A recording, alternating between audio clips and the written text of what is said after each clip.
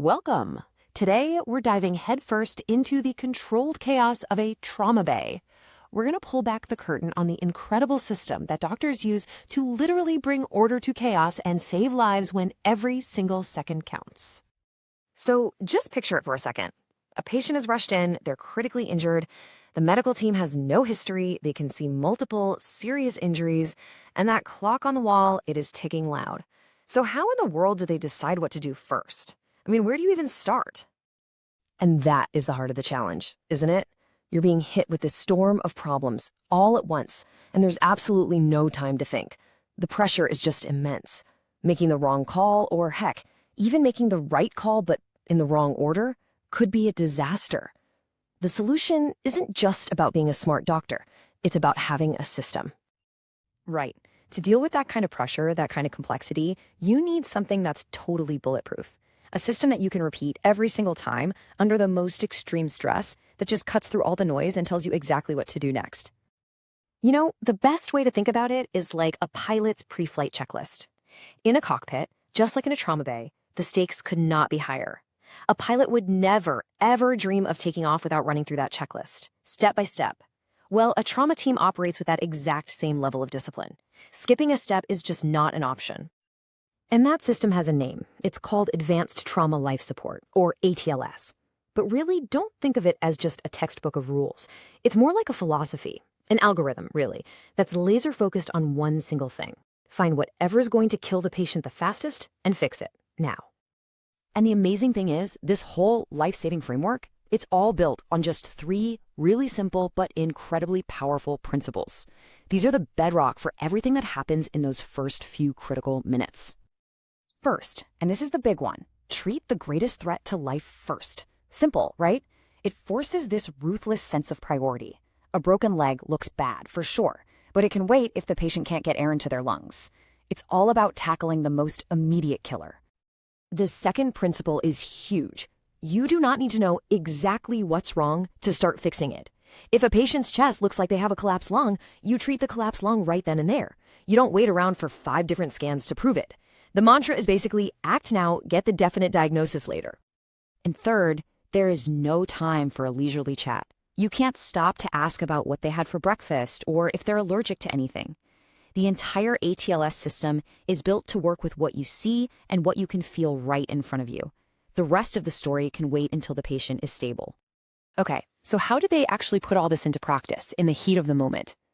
They use a simple, easy-to-remember mnemonic, XABCDE. And trust me, this is way more than just an alphabet. It is a life-saving sequence, and the order is everything. So let's break it down letter by letter, starting with X. Before you even think about breathing, before anything else, you check for X. X sanguinating hemorrhage. We're talking catastrophic bleeding that you can see. Why is this first? Simple. You can bleed to death in just a couple of minutes. All the oxygen in the world is useless if there's no blood left to carry it. This step is all about stopping the bleed with pressure, packing, or tourniquets. All right, once that massive bleeding is under control, then you move to A for airway. Is air actually able to get in and out? You know, if a patient is talking, their airway is probably okay, at least for now. But if not, the team's immediate job is to get it open and keep it open, all while being super careful not to injure the neck or spine. Now, just because the airway is open, that doesn't mean the patient is actually breathing well. So next up is B for breathing. Here, the team is listening to the lungs, they're looking at the chest rise and fall, and they're hunting for deadly problems like a collapsed lung that might be squishing the heart. Next on the list is C for circulation. Okay, we stop the bleeding on the outside, but what about the inside? Is there bleeding in the chest, in the belly? This is where the team tries to figure out if the patient is in shock, which is just a simple way of saying their organs aren't getting enough blood, and they start pouring in fluids and blood to get things circulating again. So, with the absolute life or death stuff addressed, we move on to D for disability. And this is really just a quick check of their neurological status. How awake are they? Are their pupils reacting the way they should? This gives the team a quick snapshot of any potential brain or spinal cord injuries, often using a scale called the GCS. And finally, we get to E for exposure and environment. This is a crucial balancing act. The team has to get all the patient's clothes off because a missed injury could be a fatal one. But at the exact same time, they have to work like crazy to keep the patient warm with blankets because getting cold can make bleeding worse and send the patient into a deadly spiral. So there you have it, the X, A, B, C, D, E's. But here's the thing, ATLS is so much more than just a checklist. It's really a framework that allows a whole team of highly skilled people to work together like a single, well-oiled machine. And this is that all-important human element. For any of this to work, you have to have a clear leader, but you also need people who can follow directions instantly. Everyone has to know what's going on, and communication has to be crystal clear. It's really like a perfectly coordinated dance, not just one person calling all the shots. And to make sure that dance is perfectly coordinated, teams use special communication tools. They'll do quick huddles to make sure everyone's on the same page. And when paramedics bring a patient in, they use a structured report, like MIST, to pass along all the critical info so nothing gets lost in translation during the chaos. Now, while all this is happening, while the team is running through their X, A, B, C, D, E's, they're also using technology to see things their own eyes can't. They've got ECG monitors hooked up, they're checking oxygen levels, and they're rolling in portable X-ray machines. One of the coolest tools is the FAST scan, which is a little ultrasound that can spot internal bleeding in seconds.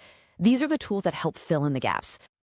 So, after this incredibly intense, systematic process is over, what's the point? What's the end goal of all this? And this is so important to understand. The primary survey doesn't actually fix everything. It's not the final cure. Its entire purpose is to pull the patient back from the brink of death and keep them stable just long enough to get them to what's called definitive care, which could be an operating room, an ICU, or even a helicopter to a more specialized hospital.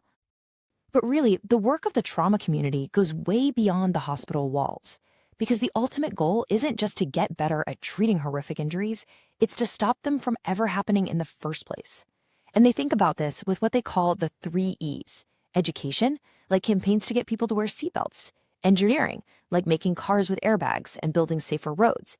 And enforcement, which is all about laws, like those against drunk driving. So that really leaves us with one final big question. We've just seen this amazing, intricate system for saving a life after something terrible happens.